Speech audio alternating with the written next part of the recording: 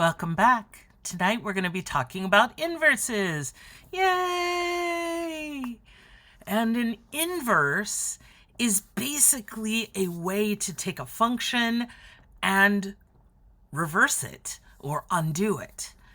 So the inverse of a function, written as, and this is very problematic, I know, f with an exponent that's -1, except this isn't an exponent. It looks like one, but it isn't, of x. It's pronounced f inverse, or the inverse of f, is a function which swaps the original function's domain and range.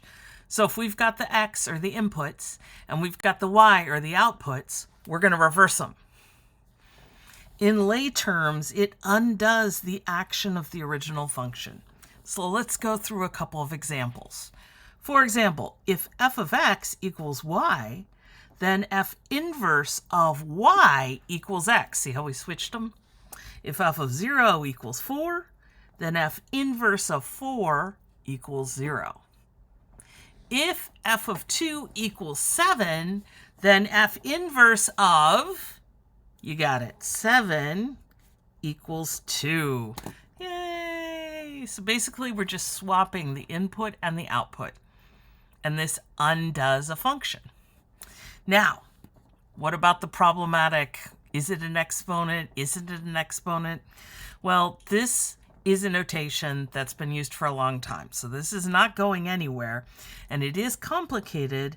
I want to point out that even though this looks like f of x to the -1st exponent, or the -1st power, you actually write the exponent like this. If you want to do f of x to the -1st power, you put extra either parentheses or brackets around it, and then with a -1. And that means 1 over f of x. So if you just see f with a -1 up flying up near where exponents would be of x, so if it comes in the middle, this is the inverse of f of x. So the difference is whether -1 is on the outside or here kind of smooshed in between. And you do get used to it eventually, although I agree, at first it can be very confusing. So let's actually go on to an example of how we would find it. So one of the ways we can find an inverse is using algebra. So if I have the function f of x equals x squared for x is greater than or equal to 0, and this is going to be important in just a little bit. Let's look at what x and f of x could be. Now it says just let x be greater than or equal to 0. So I'll start with 0. F of x says square it, so 0 squared is 0. And I'm just going to look at a few whole numbers here. You could, of course, we could look at fractions if we wanted to. Basically, this is a squaring function. So whatever you put in, you square it, and that's what you get out. 0 goes in, 0 comes out. 1 goes in, 1 comes out. 2 goes in, 4 comes out. 3 goes in, 9 comes out. So these look like this in terms of ordered pairs. Okay, so that's the original function. We want to find an inverse.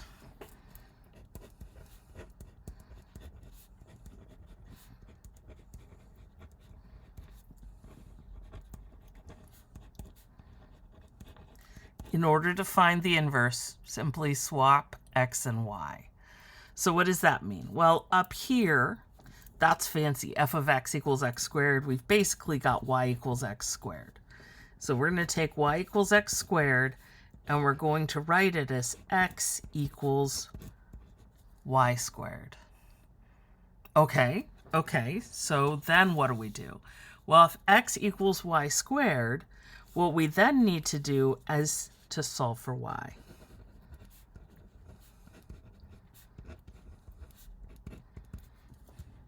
Okay, so I have x equals y squared. If I want to solve for y, I should square root both sides. Now we come up with a problem. should I do the plus or minus?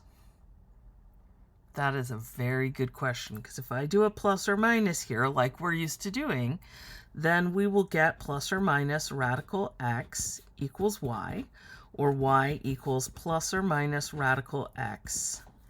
Oops, let me squish that up. And that's complicated because that's not a function, right? Every value of x gives us more than one value of y. So that's not going to be a function. Also, this ignores this specification up here. It said x has to stay positive. So let's look at what the inverse should be. So if we've got this function here, let's take a look here.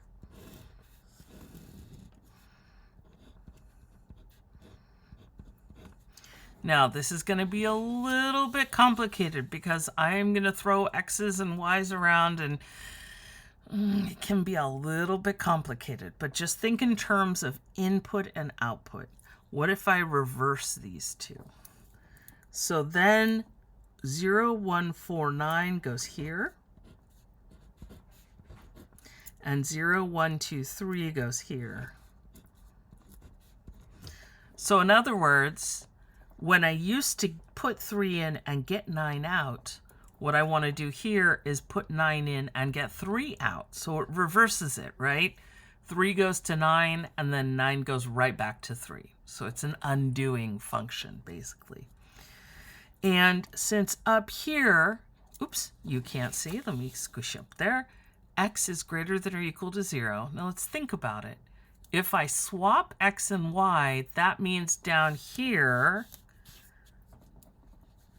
y has got to be greater than or equal to 0.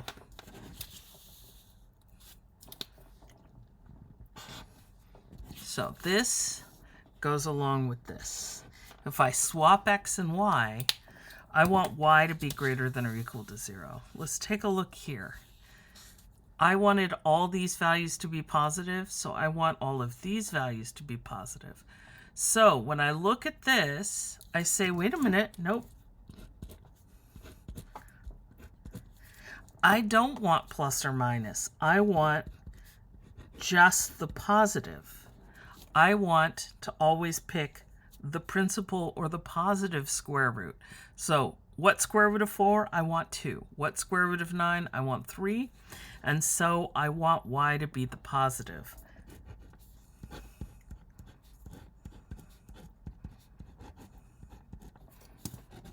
So I want the inverse of f of x to be radical x.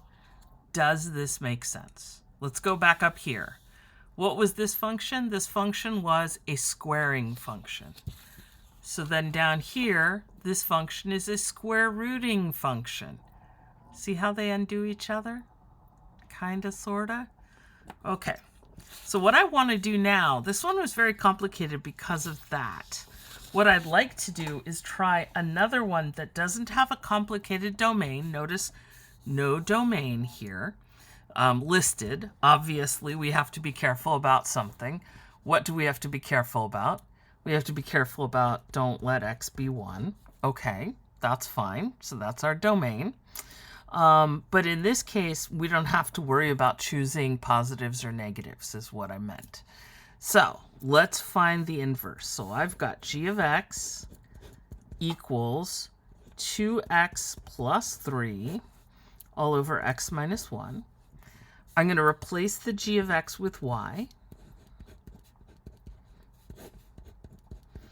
And then I'm going to go ahead and swap x and y.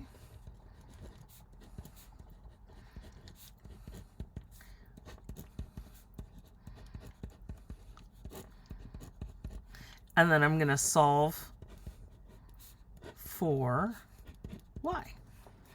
Okay, so let's see what we get. So solving for y in this one feels a little bit intimidating, but just do baby steps, you know, small steps. You don't have to do a lot. Whenever I've got a fraction, I think, well, I should get rid of the fraction. What if I multiply, since this is an equation, multiply both sides by this denominator? So I'm going to multiply over on the left. and I'm going to multiply over on the right.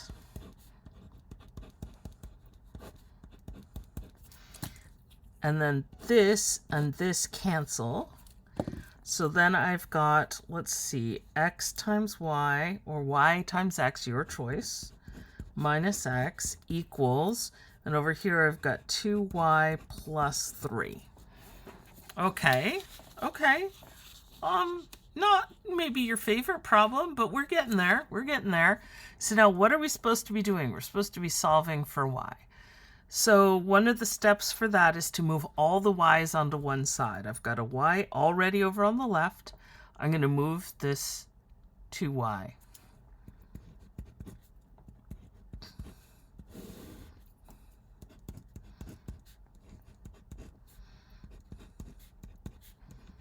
Okay, and then I'm going to move this x that doesn't have any y's in it over to the right.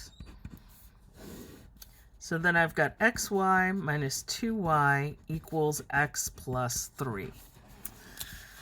Okay, so now I have to be able to get the y's together. And hopefully you remember there was a problem we did a billion years ago that asked, what do you do to bring two variables in two different terms together? And the answer is you factor.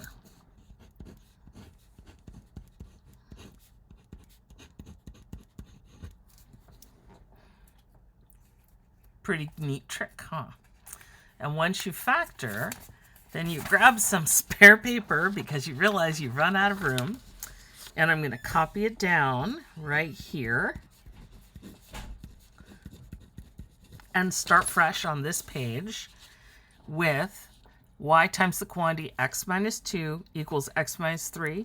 And the last step is going to be divide both sides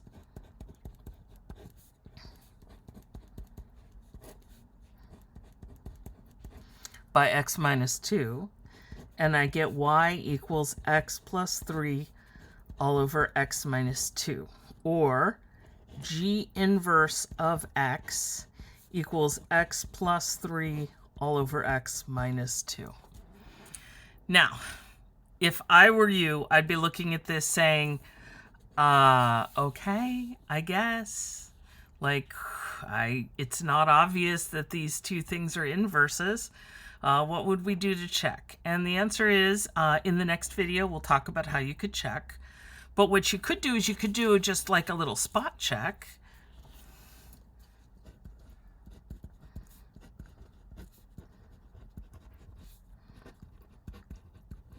So let's try some values.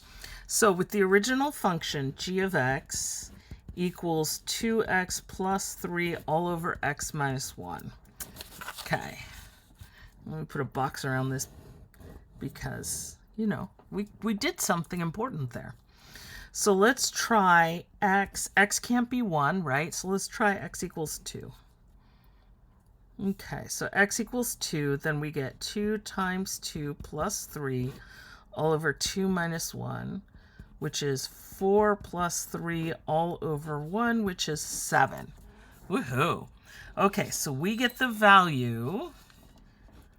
the ordered pair 2, 7. Okay, okay. So let's try g inverse of x, which is x plus 3 all over x minus 2. Now, in this case, we don't start with x equals 2. We try to reverse it. We start with 7. So let's try 7. So let's see. 7 plus 3 all over 7 minus 2. That's 10 all over 5, which is 2. So here we get the point, the ordered pair 2, 7. Do you see how that works? It's kind of cool.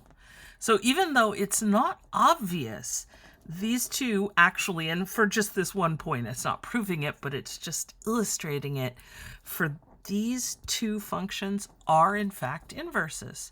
So any point that you get in g of x, g inverse will swap the order, which is pretty cool.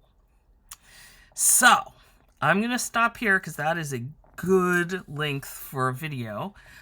Hopefully you guys will take a break. I'm going to take a break, and then we're going to come back and we're going to do one more video about inverses, and this time we'll look at graphs and we'll look at a proof. So in the next video, woohoo. So for now though, please take a break, get something delicious to eat, get something delicious to drink or some water, get some exercise, take a nap, relax, whatever it is you do.